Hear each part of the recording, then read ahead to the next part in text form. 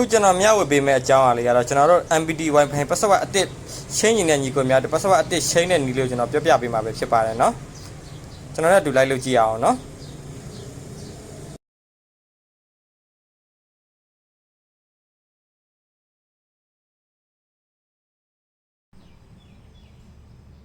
ဒါဆိုကျွန်တော်လည်းအတူလိုက်လုပ်ကြည့်ရအောင်เนาะကျွန်တော်တို့အဲ့လိုလုပ်ဖို့တက်ဆိုရင်ကျွန်တော်တို့အရင်ဦးဆုံး Chrome browser တော့အရင်ဆုံးဝင်ရအောင်เนาะ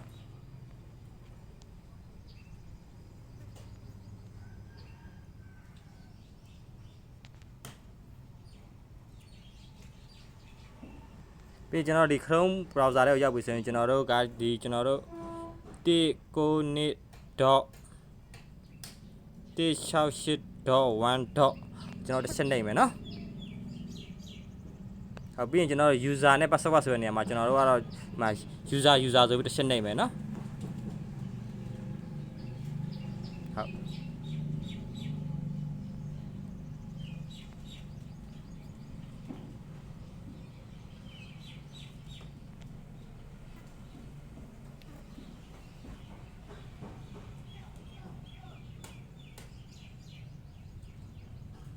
ပြီးကျွန်တော်တို့ဒီမှာ network ဆိုဟာလို့တစ်ချက်နှိပ်မယ်နော်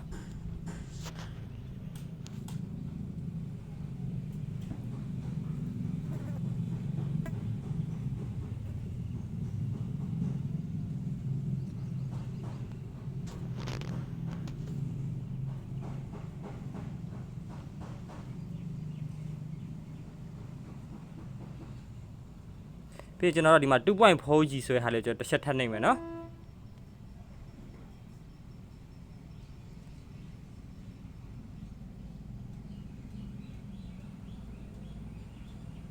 ပြီးကျွန်တော်ဒီမှာ security ဆိုတာလေးရှိရနော်အဲ security လို့တစ်ချက်ထပ်နိုင်မယ်နော်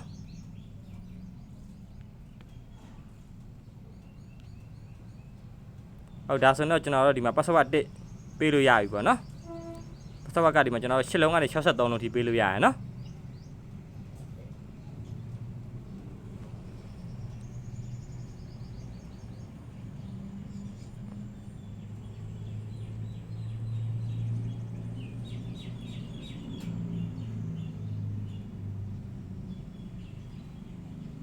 ဟုတ်တယ်ပြီးရင်ကျွန်တော်တို့ဒီမှာ submit ဆိုတဲ့ကောင်နဲ့တစ်ချက်နှိပ်လိုက်ရုံပဲเนาะ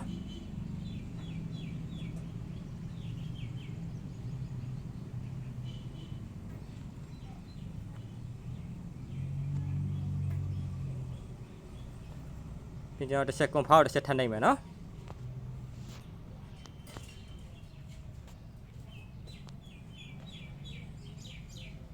ဟုတ်ဒါဆိုတော့ကျွန်တော်တို့ password share visa ဖြစ်သွားပါပြီเนาะ